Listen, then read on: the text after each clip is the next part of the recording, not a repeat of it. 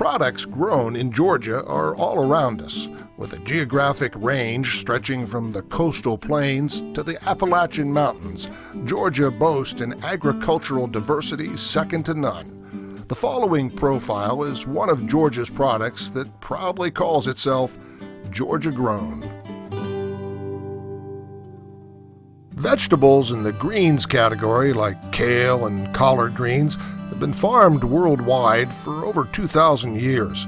On this episode of Georgia Grown, we'll look a little deeper into the fields of green and discover some surprising diversity in a crop your grandmother always encouraged you to eat. It's a pretty long list, but I get a couple different types of collards, probably about 4 different types of mustards, 3 types of broccoli, 2 types of cauliflower. I do arugula and bok choy and pak choy and queen choy, which is Asian type greens. So it's a pretty wide variety. So it's clear that greens go far beyond a bowl of cooked turnips or collards. I've been here for 5 years, and the 5 years that I've been here, I'm seeing a much greater variety.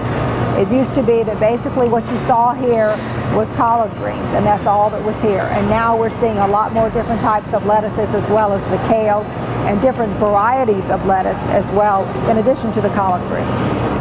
Farm to table is huge right now, especially for the smaller restaurants, and we're seeing a lot more the chefs coming into the market, and that's what they're looking for. Georgia farmers are also being creative in how they raise these varieties of greens throughout most of the year.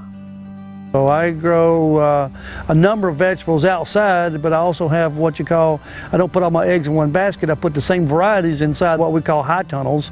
And the high tunnels is nothing more than a greenhouse structure with a plastic on it without any imported heat. So what that allows us to do, it allows Jack Frost to stay off of the greens, and they can continue to grow. The different varieties of greens make great crops for Georgia because it can be grown statewide as it follows the sun and favorable temperatures. The different parts of the state now, you got to realize, in the south, the greens will come in earlier in certain regards, and then they go to the mountain regions and they'll collect greens, and then the south can get in a late crop because they're a little bit warmer. Farming, you see the whole cycle from planting your seeds in the ground and letting them grow up into be teenagers, and then they grow up into be full adults, and then they give their offspring, and then all of a sudden you're the grandpa. But it's a cycle of life of 1 year's time, what it takes a lot of us generations to realize.